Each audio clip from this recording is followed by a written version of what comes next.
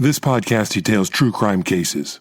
It contains adult themes and may contain descriptions of violence. This episode contains explicit language. It is not intended for children. Listener discretion is advised. Thank you for joining me for today's episode of Once Upon a Crime. It never ceases to amaze me to what lengths people will go to portray themselves as someone other than who they really are.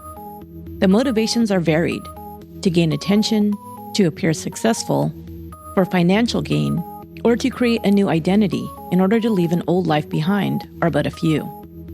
Sometimes the planning and detail that go into these deceptions is astounding. Other times, some get away with their lies simply because no one asked many questions and just took them at face value. In this series, Fakes, Frauds, and Liars, I'll share some fascinating cases of deception that crossed over into criminal activity. In Chapter 1, we go to Australia, where I'll tell you the story about a woman who had an incredible story of perseverance in the face of overwhelming odds, only to discover that it was all a lie. This is the case of Belle Gibson.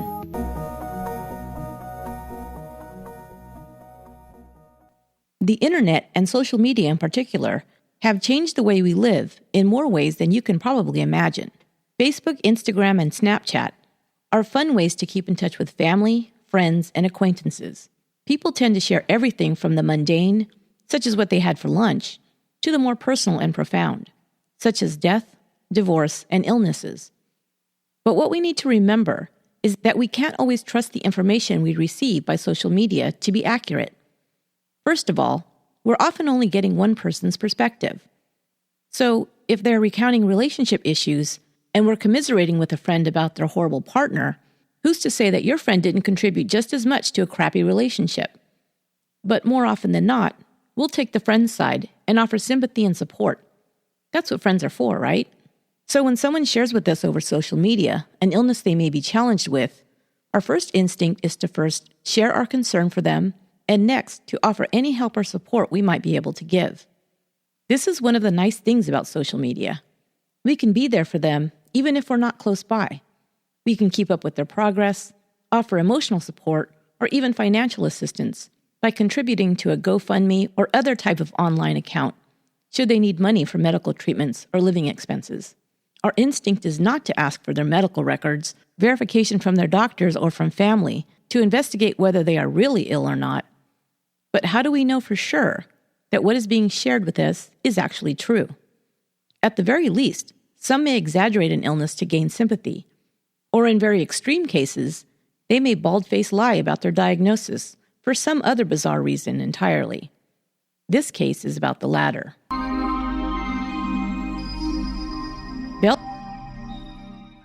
Belle Gibson was addicted to her computer, her mother says.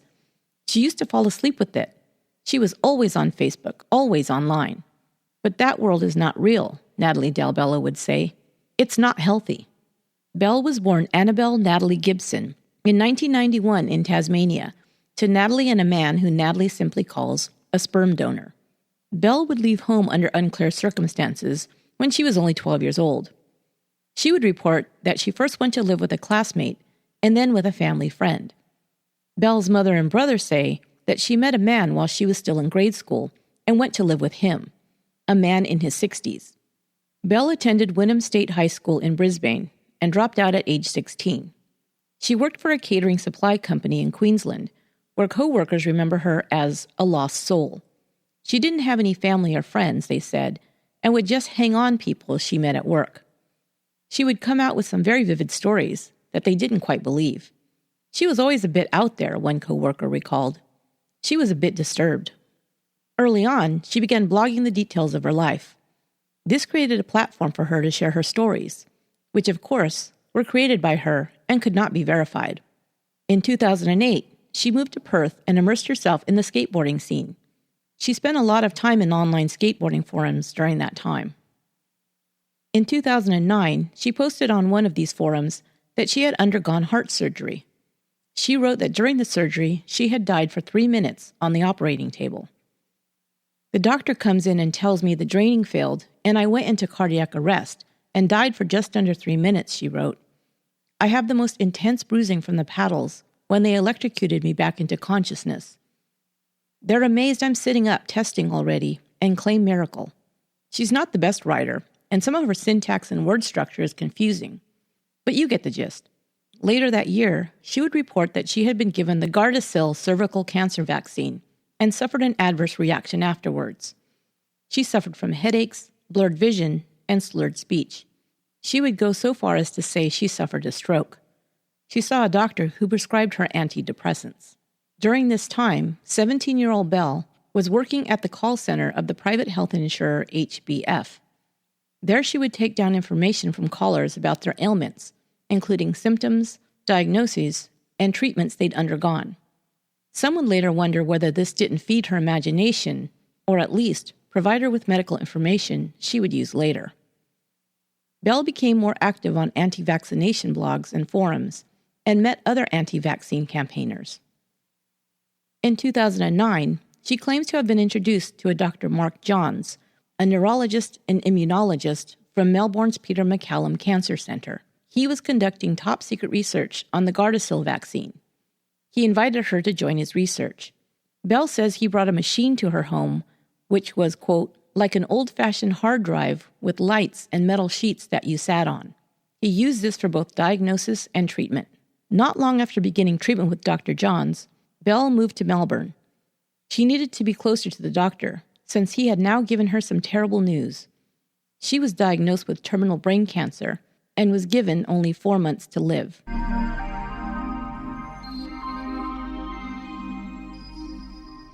Belle Gibson began telling people in mid-2009 that she had terminal brain cancer and her prospects were dire.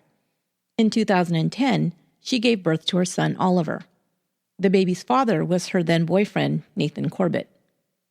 But the story really begins in May of 2013. That was the month that Belle Gibson made her debut on Instagram, where she told the world that she had healed herself of her fatal cancer diagnosis through healthy eating and natural therapies. And she did look healthy. Pictures of Belle posted on Instagram show a fresh-faced young girl with dark brown eyes, porcelain skin, and long sandy brown hair. She looks like a tanned and healthy surfer or runner, or a yoga aficionado. Her posts are pictures of her looking great, as well as pictures of her all-natural smoothies and organic meals she was preparing and eating.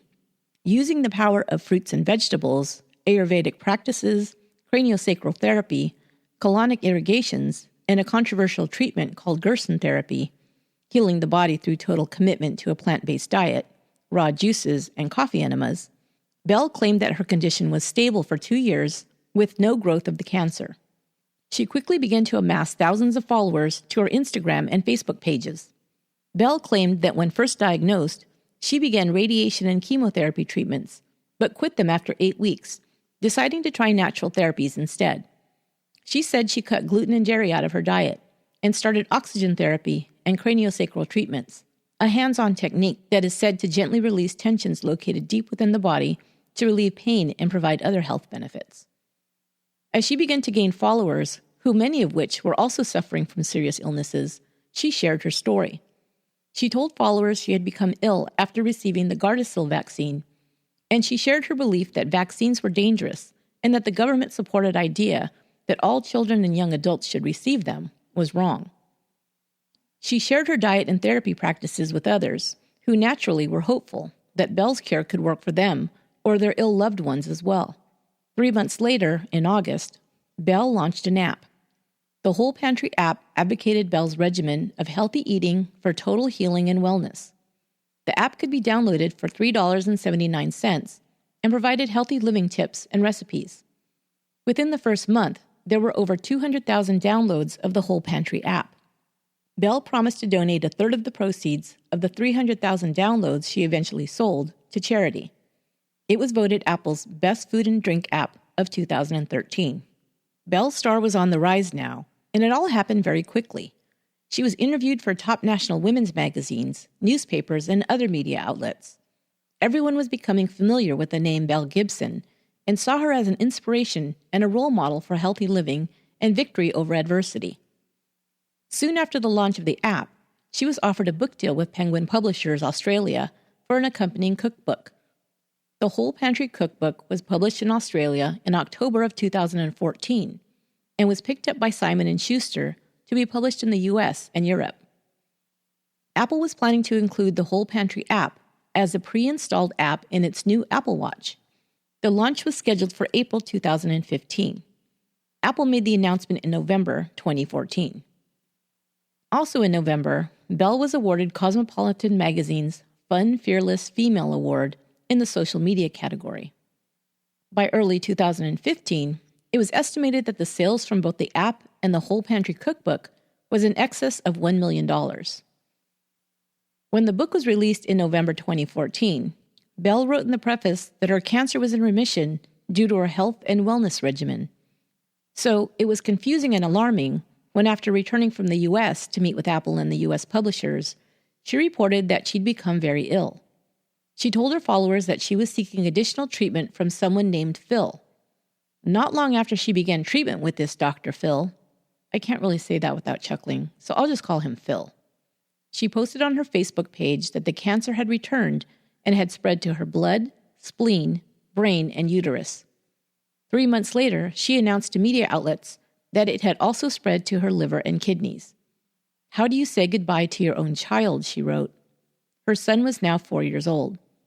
Her followers were devastated, and there was an outpouring of support for Belle. But two things happened almost simultaneously immediately around the time of these announcements.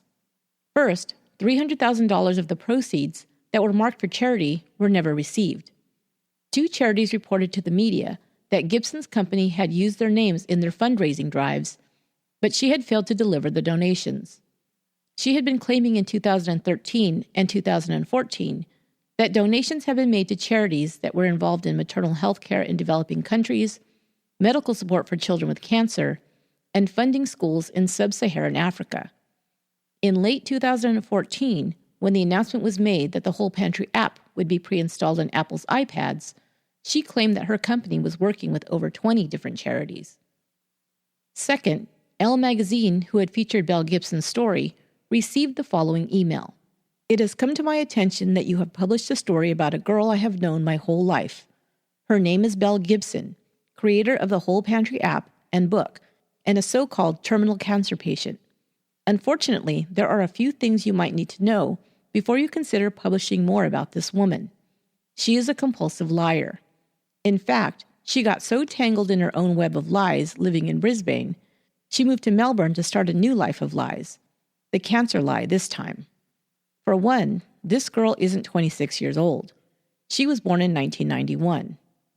Secondly, she never had, nor does she have currently, any form of cancer. Where's the proof? I've known Belle since her childhood, and am close with her mother, and she has always had a problem fabricating stories from nothing on a regular basis. It's one thing to act as if she can cure her cancer by eating organic, but to give false hope to people who are actually fighting cancer is nothing short of evil.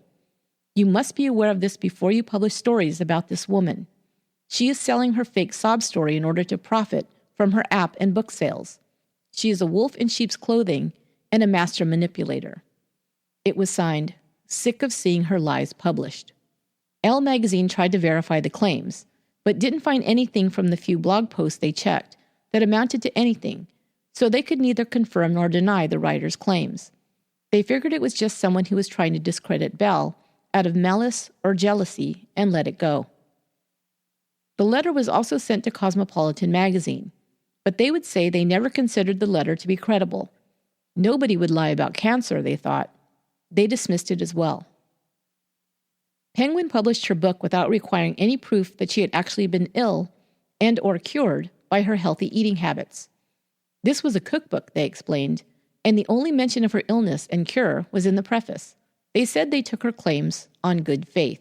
What would begin to unravel her web of lies and deceit would be the unmade charitable donations. Belle Gibson's fall was as swift as her initial rise had been. On March 8, 2015, a news article was published about the Whole Pantry's failure to make good on its promises to charities. The next day, other papers picked up the story and began to report doubts about Belle's cancer diagnosis. On March 12th, Belle's personal information and life history posts were removed from her Instagram and Facebook pages. Belle now seemed to be trying to cover her tracks. Less than a week later, Apple withdrew her app from its store. and the Apple Watch showcase. It was determined that only $7,000 of the promised $300,000 had been awarded to a total of 3 charities, and $1,000 of that was only distributed after Gibson became aware of the investigation into her earlier claims. Also in March, a family of a child who was diagnosed with a rare brain cancer came forward to report that they had recently discovered that Gibson claimed to be fundraising for their son's medical treatment. They had never received any funds from her or from Whole Pantry. She had been in close communication with the family, and now they believed she may have been gathering information about their child's illness in order to add credence to her own supposed diagnosis.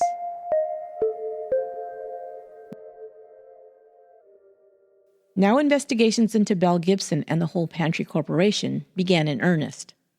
They could find no evidence of a recorded medical diagnosis of cancer, her reported heart surgeries, nor of Belle ever having a stroke.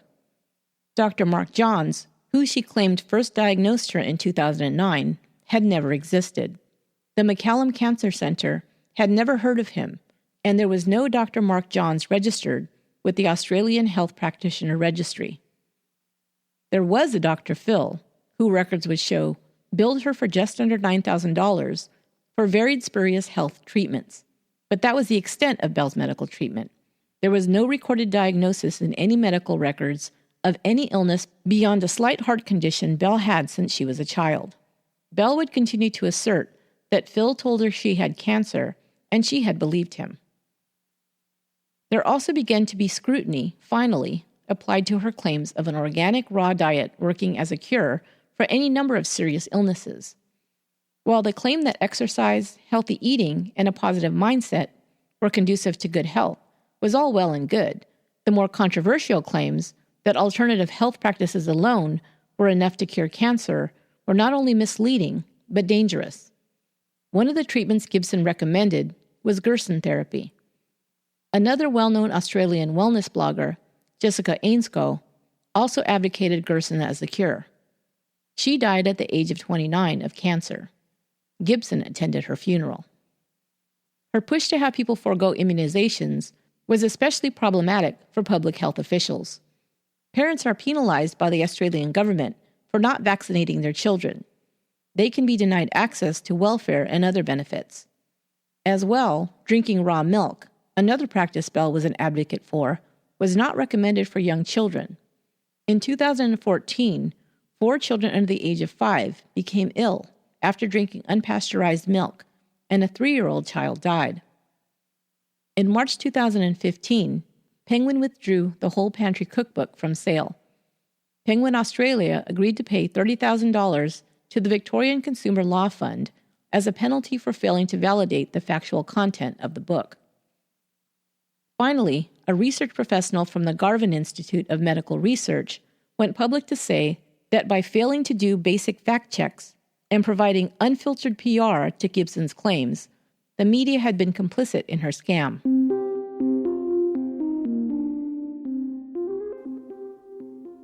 In April 2015, Belle Gibson gave an interview to the Australian Women's Weekly. In it, she admitted to fabricating all her claims of having terminal cancer. She began the interview by saying, "I am still jumping between what I think I know and what is reality. I have lived it, and I'm not really there yet."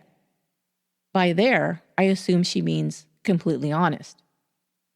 Her news story was being managed by a corporate advisory firm, and her answers were carefully constructed to deflect blame away from herself. The advisory firm also arranged for her to be seen by a psychologist. The Weekly simply wanted her to answer the question, had she or had she not ever had cancer?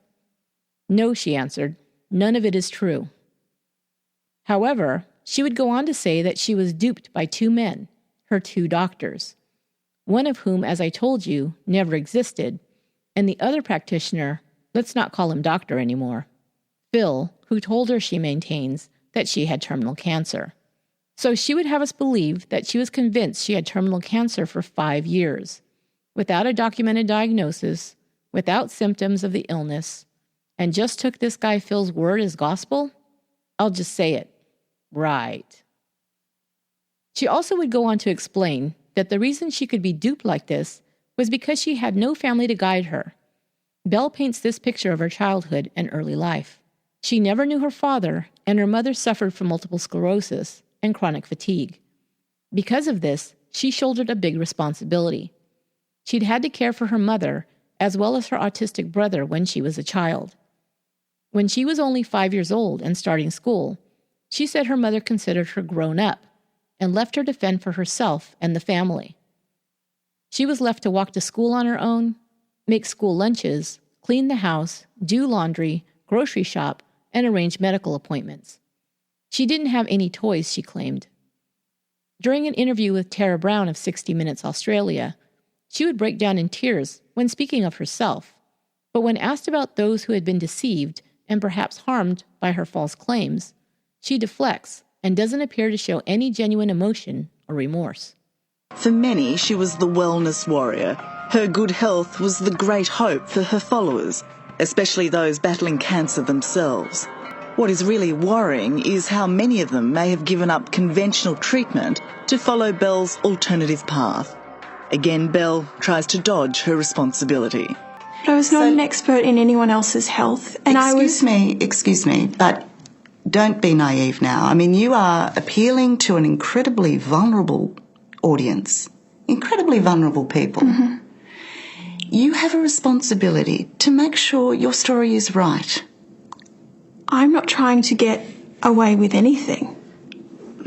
I'm not trying to smooth over anything. Well, it's not easy for me to be here. It's not easy for me to relive detail. How do you think it is for the people who followed you, mm-hmm.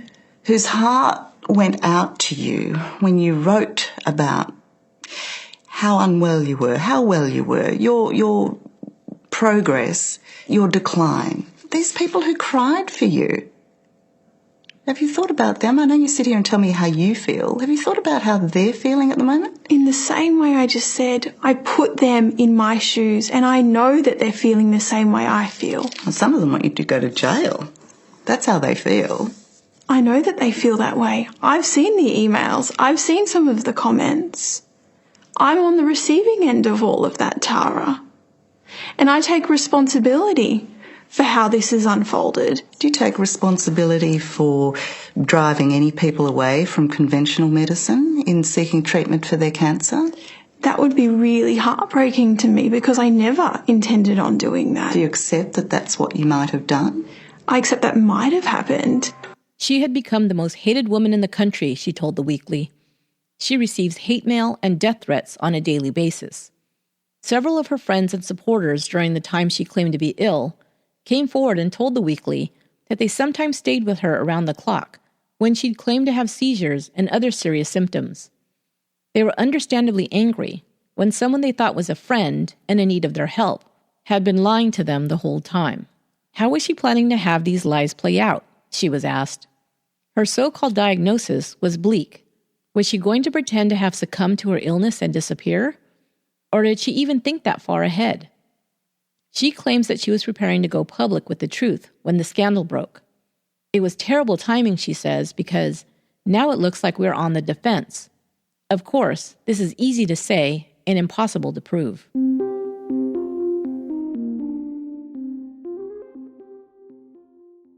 A month later, Belle's mother came forward with her own version of events.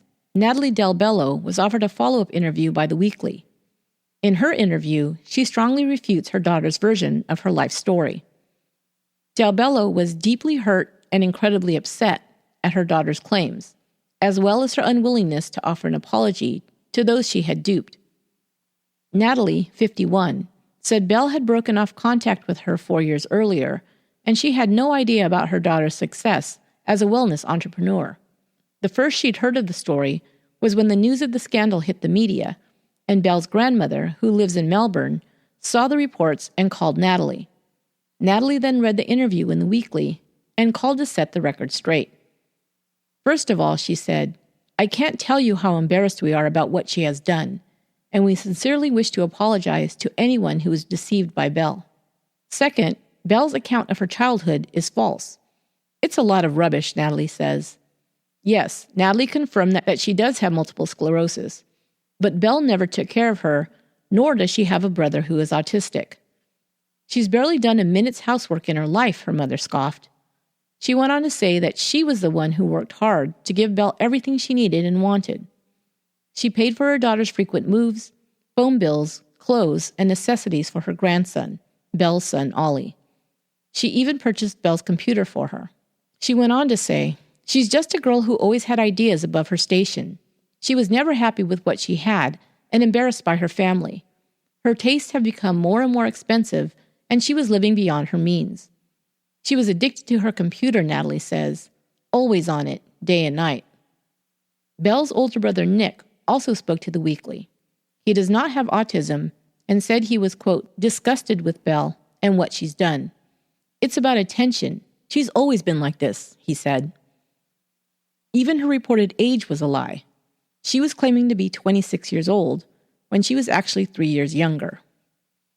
But when Belle said her childhood was complicated, that, perhaps, was the one thing that was not a lie. Her mother does corroborate her claim that Belle didn't know her father, her family frequently moved, and there were many family dramas, including an on-and-off-again stepfather. At first, Natalie would report that her current husband, Andrew, was Belle's father, who she had reunited with and then remarried. Later, she would recant and admit that he was not Belle's biological father. Finally, Belle's mother says, she's got to look inside her own soul and spend the next 2 years doing nothing but charity work for cancer victims.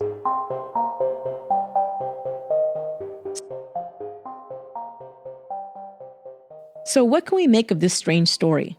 What causes a person to lie and deceive in such a major way? What's the cause? What's the motivation? To attempt to answer these questions, we need to understand the psychology behind this behavior. First, we have to define it.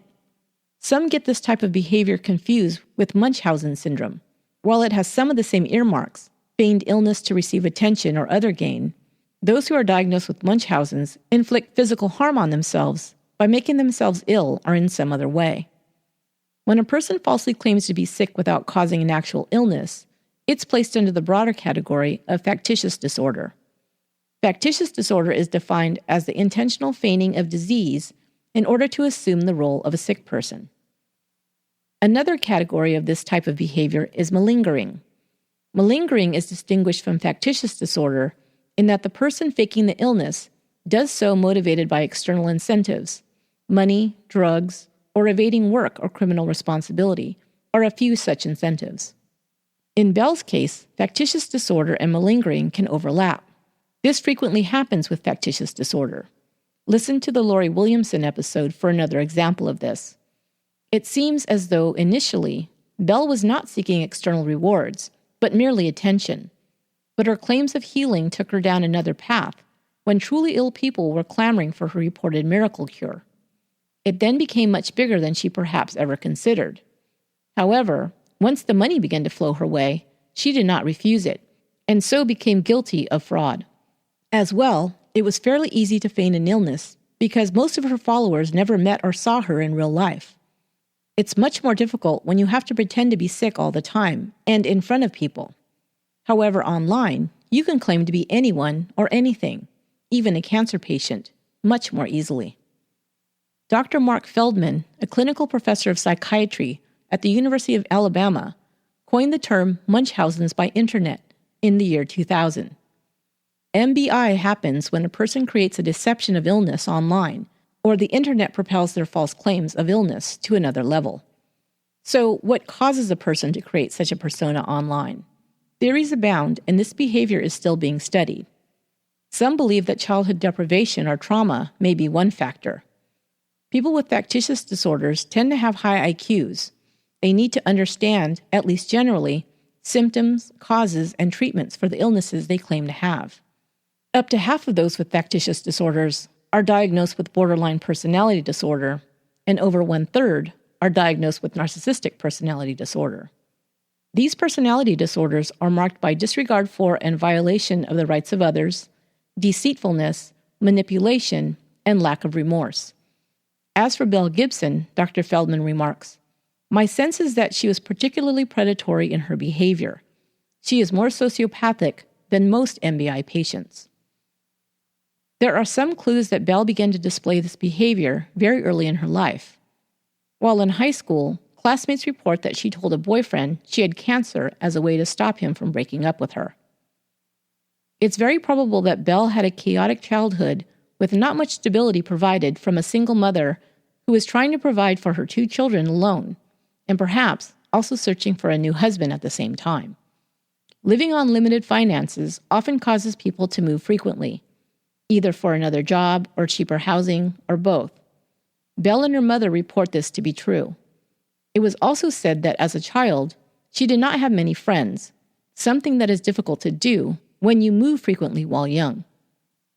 As a result, she reportedly changed her appearance, behavior, and activities in order to fit in and to be accepted. She was called a hanger-on, and eventually she found a group to become a part of when she became connected to the skateboarding scene.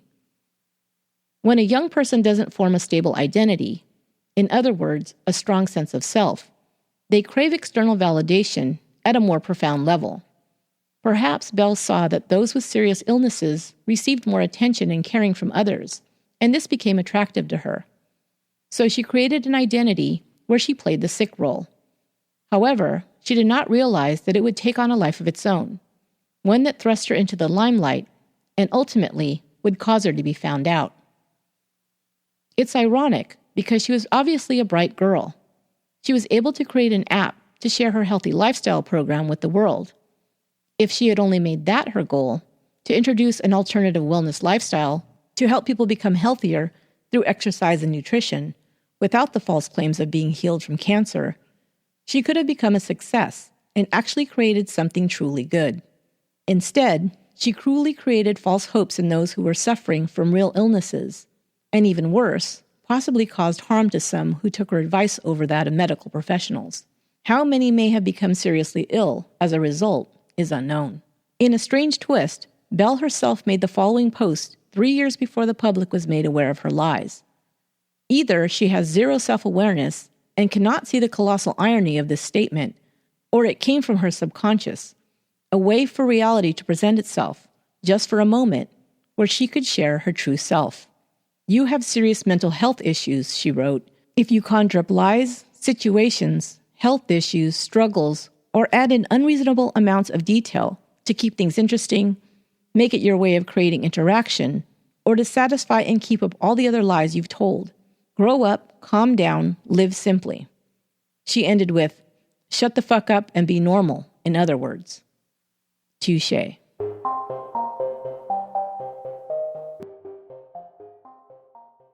No criminal charges were filed against Belle Gibson, but Consumer Affairs Victoria brought legal action against her for allegedly breaking Australian consumer law.